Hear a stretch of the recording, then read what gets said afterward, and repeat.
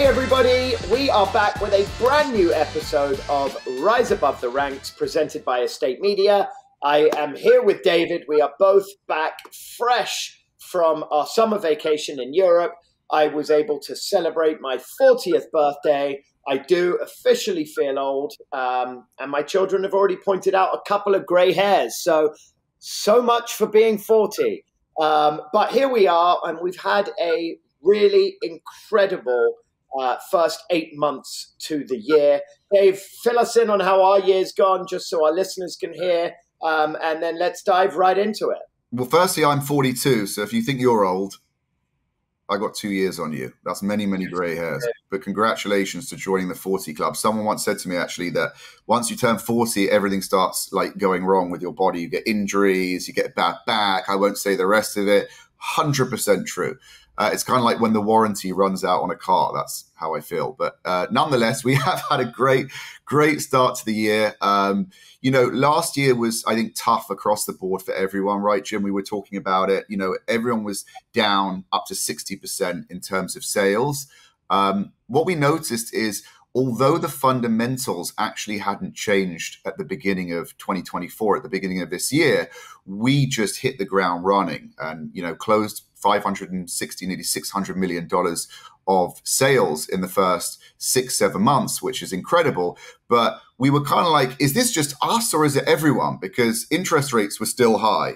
ULA still existed. So everything that kind of we noticed that had caused the downturn last year was still there, but we kind of like just took off. And I'd like to talk about that because we were kind of scratching our heads, Jim, right? But the truth is, I think sentiment. I think we should talk about sentiment because there was a standoff between buyers and sellers because of interest rates and because of ULA. But I feel that sellers got more realistic and buyers were still there. What do you think? 100% agreed. And even with interest rates being high and ULA, which is only specific to our market in Los Angeles, we are going to talk a lot today about the National Association of Realtors and these verdict insights, because that is really the top of topic right now in our industry. And we've now been 10 days since that NAR settlement kicked in. How have you, Dave, seen agents and clients adjusting to the new reality? Because I know that we have about 36 live listings right now. It's been a ton of paperwork for our team, a ton of signatures that we've needed. But Dave, I'm going to give my opinion, but what's your opinion on sort of how the clients are adjusting to this new reality? The way I look at it is that whenever we've signed a listing agreement before this new NAR settlement change kicked in, the sellers have always had the option to offer whatever percentage out to the outside broker. They've never, ever been forced to offer a CSO. It's called a CSO, what you offer out to the other agent. So I don't really think anything's really changed. It's more, for me, paperwork and also the way the seller pays the buying agent should they choose to. And I think the mechanic of that, correct me if I'm wrong, is that it gets credited to the buyer and the buyer pays the commission to the buying agent, even if the seller's crediting that money. So even though the seller's theoretically or hypothetically paying it, it has to come from the buyer. So having said that, back to the point whereby before this kicked in, no seller's ever been compelled to offer an outside broker commission. So it's gone really well for us as far as that the sellers are seeing that I'm happy to pay a commission to the buying agent, even if it goes through the buyer and the buyer has to pay their agent. So if they don't, they're kind of concerned, this is what they've raised to us, that the other brokers will be less incentivized to show their property. So I think that, from what we've seen so far, it hasn't really made much difference other than paperwork and the mechanics of the transaction. So far, all of our sellers have chosen to continue to pay or credit now the buyer to pay their buyer's agent the commission. Yeah, totally agreed. Look, we've got out of our 36 listings, we have not had a single client not sign off on the paperwork. I think the reality for agents today and what agents need to be really communicating to their clients is that fees have always been negotiable. You have never had to pay 5%. You have never had to pay 6%. They have always been negotiable. So to try and wipe out the buyer's agent today, hey, you want to give it a try? Go for it. But we heard a great case study last week at our company meeting, which was a seller wanted to just instruct the listing agent, not have the buyer's agent, and nobody came to see the property. And the seller actually turned around to the agent and said, hey, let's offer 2.5% to the CSO. Once that happened, suddenly the phones were ringing and now that property is in escrow. So again, we've had the same ruling for 100 years. To go and change it now, I don't know, seems crazy to me, but that's basically where we're at. Dave, what are your strategies for communicating these changes to clients? Like you've had, and I can hear you having these conversations, especially when it comes to simplifying the legal jargon. Like, what do those conversations look like? So I think just to premise this with, the whole point of this with the DOJ is that, we can't steer clients. We can't tell them if you don't offer a commission out, then no one's going to show your property. I think they classify that as steering.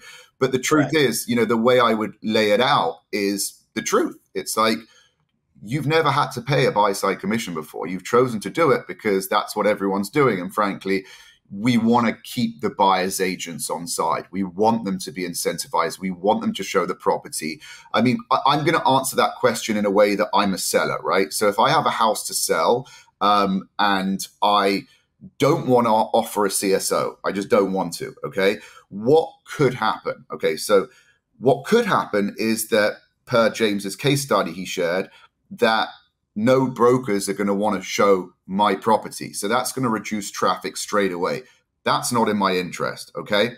Then I think to myself that if a buyer does come to see my property through an agent, every buyer's agent has to get a document signed, which is the buyer cooperation agreement, right? Which basically states that if the seller is not offering out a CSO or if they're not offering out a buy-side commission, then you as the buyer are going to underwrite me for whatever amount they negotiate, whether it's 2%, 2.5%, whatever it is. So what they're saying is that in the instance that there's no buyer agent commission, you need to pay my buyer agent commission. Do you agree to this? Great, I'll show you the property. Now let's go through the motions. Okay, I'm the buyer and I want to write an offer on the property. So it's $2 million, right?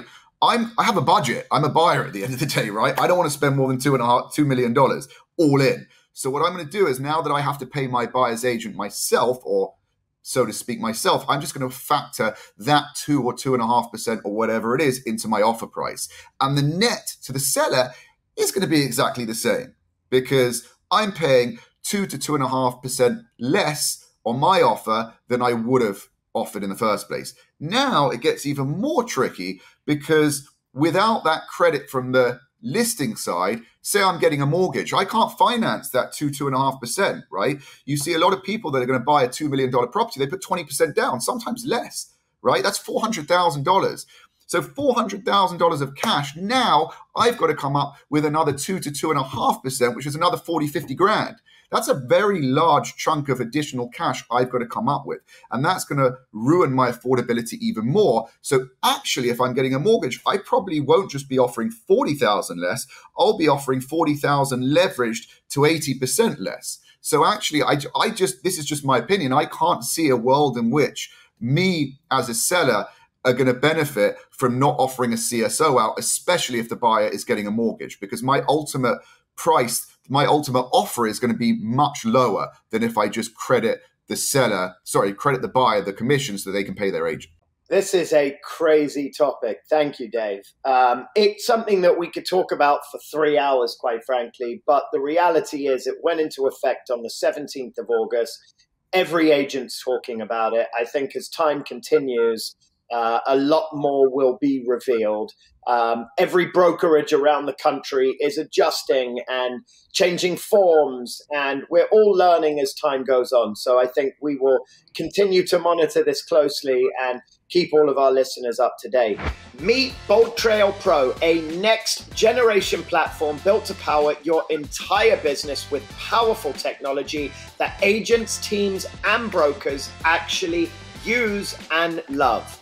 It can do anything from customizable websites to a powerful lead engine, AI-powered smart CRM, a fully automated marketing suite, a seamlessly integrated front and back office, and marketplace add-ons and integrations to create your unique tech ecosystem. BoldTrail's cutting-edge tools provide everything you need all in one place. And just for our listeners, we have an incredible promo that will be sure to get you ahead of the curve for Q4. Go to boldtrail.com/blueprint to receive $2,500 off when you sign up. That's an unbelievable offer, only available for all of you. We'd recommend jumping on it and use the promo code Blueprint. That's boldtrail.com/blueprint.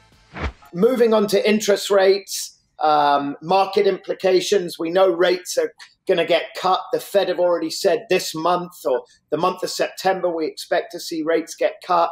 What is your outlook on the potential impact that this is going to have on the housing market, particularly in terms of buyer activity? I feel like I'm on CNBC right now. Honestly, the truth is people talk about interest rate cuts. Yes, interest rates have not been cut, right, officially. They will be. Based on that sentiment, the banks put a margin between what the Fed rate is and what they lend at, right? The more bearish they are on the market determines how small or large that margin is. So they have been bearish up until the announcements of the interest rate cuts, right? So their margin was higher, which means basically if I went to get a mortgage, I would be paying, somewhere in the 7s or 8s before they made this announcement. Despite the fact that interest rates haven't actually gone down yet, just based on the sentiment alone, the banks have already cut their margin. And I've seen people with relationships with banks getting in the 5s right now, which is really, really good, because it's showing that the banks are more bullish on the market. Everyone's anticipating the interest rate cuts. So in my opinion, I think that we are going to start seeing an amazing flurry of activity. And actually what I would be saying to my buyers right now is buy now, because prices more than likely are going to go up as a result of this interest rate decrease. And we're already seeing the bull market coming back, in my opinion. So the truth is, buy now, because when rates officially go down, okay, there's going to be multiple offers on the property you want. So it's better to buy the property you want now without having to compete with 10, 20 other buyers, lock it up, and then refi later if you want to do that. You can say that quote now, James, about being married to your loan or not being. You're not married. I don't know the quote. What is it? You're not married to your loan. You're just dating it. The truth is you're married to your property, but you're not married to your loan. Get your property. Marry your property now, without going into multiples and having to compete with a bunch of offers, and refinance later. Love that, dude. Thank you. What a great answer. And what markets do you think are going to benefit from the rate cuts? Do you think it's luxury? Do you think it's across all price points? We're seeing unemployment numbers still high. We've got an election coming up right now. What markets do you really think are going to even benefit from this cut? Why? I think all markets will, only because, interest rates are the price of money, right? If the price of something goes down, the demand goes up, right? So wherever anyone is getting a mortgage, they're going to benefit from it because their affordability goes up, okay? The payment is a massive, massive difference. As well, James, I bought a property when it was at 2.3%, as is James, right? And I've also bought a property when it's 4.5%, right? So you're getting the same loan, but the payment is another, apart from property tax, the payment is double, literally. The interest payment is double. That is a huge huge difference. So I think wherever anyone is getting a mortgage and buying a house, I think the fact that the price of money, i.e. the interest rates, has gone down means it's going to benefit everyone's affordability across the board. The other reason is opportunity cost. You know, when we were looking at putting your money in a checking account when interest rates were really high, you could get 5%. You could get more than 5% just by having your money in a checking account. That's pretty attractive to me, right? I want to have my money in a checking account and get 5% with zero risk, apart from the FDIC. But regardless of that, now, when rates go down, you're not going to get that return by putting your money, your cash in a checking account. So it's not as attractive to have your money in a checking account, which means it makes more sense to put that into a property now, leverage it at a good rate of interest, whether you're buying an investment property or your own home. Now is the time to do it. I love it. I think, again, interest rates going down is going to create demand. And I definitely agree with you, Dave. If you have a buyer right now and they're wavering and they're waiting to see if rates come down, explain to them the other side of the coin, which is if they do wait, they're going to pay more. Whether they strike now, they could pay less and not be up against 4 or 5 other buyers. You have to create urgency as an agent in this market. You have to create reasons of urgency, both on the selling side and the buying side.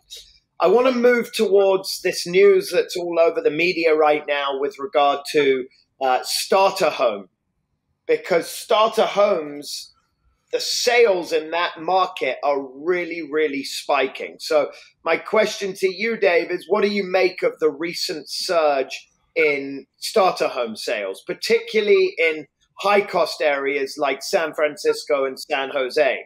That's really, really, really going through the roof right now. There's so many factors that, you know, come into play. You know, I read articles the whole time about the fact that our kids and our kids' kids may never own a home, right?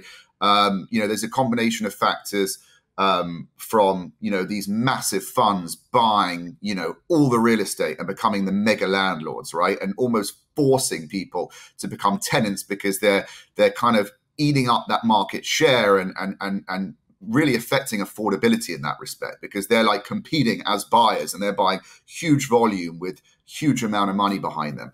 But the truth is we have a housing shortage, specifically in California. I know there's a housing shortage, right? So this is another reason that plays into it. It's not getting better, it's getting worse. Population is increasing and there's only so many houses. There's only so much land, right? So I feel that it's all playing into the fact that it's impacting people that need to buy a starter house because demand is outstripping supply. It's as simple as that. So back to the point that time is of the essence. Get into the market. And for a lot of people, their single family home, their primary residence is their greatest asset, especially over time. You see people retire when their mortgages are paid off effectively, right? And that is, you know, when they eventually pass away, they pass on to their kids. It's like how many people that are inheriting money do you see that the large chunk of it is their parents' home that they're selling? I mean, James, how many parents' homes have we sold through probate, or not even through probate, through a trust when the parents pass away and then it gets dispersed to the kids? And that is the largest asset that they inherit. So my point is, guys, your house with a good mortgage on a 30-year amortized, there's amazing products that we have in the US. We're actually very lucky. You buy a house on a 30-year amortization basis. In 30 years, you're paid off.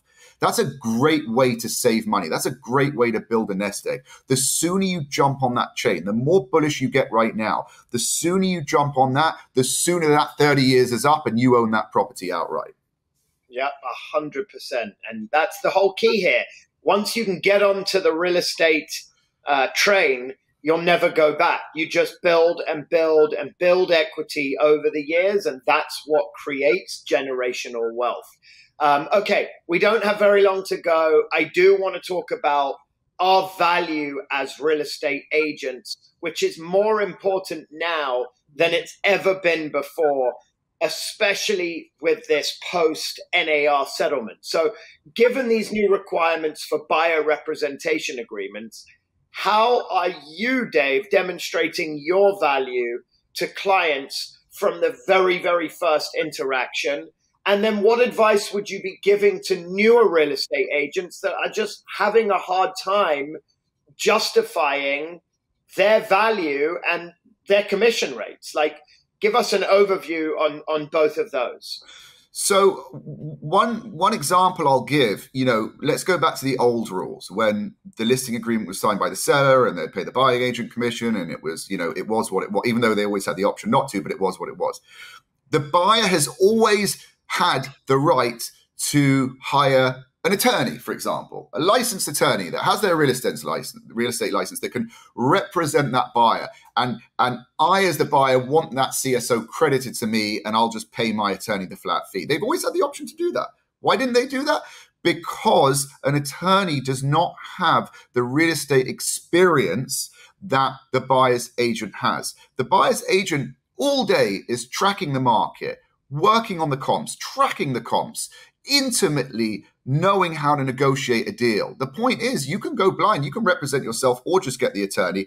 How's the attorney going to run comps? How is the attorney going to negotiate and substantiate their argument without being intimately familiar with the market and the comps? Ultimately, I'm a big true believer that if you hire the right professional, you will actually save money, because they should, if they're good, and I can only speak for the good ones, they should be able to save you more than you pay them through their knowledge, through their research of the market, through finding you the best property and the best deal, and of course, negotiating the best deal. That, for someone buying potentially the largest asset that they're ever going to purchase, is hugely important. Yeah, it's so true. I think right now, again, we have to prove value. Right? Not every seller is going to pay commissions. There are buyer representation agreements, and buyers are going to ultimately end up having to pay and agree to pay an agent's fees. Therefore, you have to prove your value. And we are valuable as real estate agents. We are masters at our craft. We are experts in our field. The whole reason we've always said that information is so powerful in this industry is because of right now. The information that you have at your fingertips is valuable to somebody that's looking to buy, whether it's on market, whether it's off market, whether it's telling them about a house that might have fallen out of escrow that you can bring back to them. It doesn't matter what it is. We have to provide our value to these clients. If I break my leg or if I get an injury, I'm going to go to the physio. That's what I'm going to do. I'm going to pay the physio to make me better, because the physio is an expert in that field. Why on earth, if I'm buying a house, which is a much bigger deal than my leg, which can probably heal, again, could be the largest purchase and the biggest investment I ever make in my life, why am I not going to go to the expert? It's lunacy. I love it. That definitely is a segment that we will continue to talk on and continue to cover. And as time goes on, we're all learning as this goes. So we will continue to keep everybody updated. This does wrap up this segment, an episode of Rise Above the Ranks. Thank you to everybody tuning in and listening or watching on YouTube, Apple Podcasts, Spotify, and everywhere else you get your podcasts. Be sure to like, subscribe, and follow for more from Rise Above the Ranks and Estate Media, and leave us a comment with who you'd like to see on future episodes. Thank you so much for listening.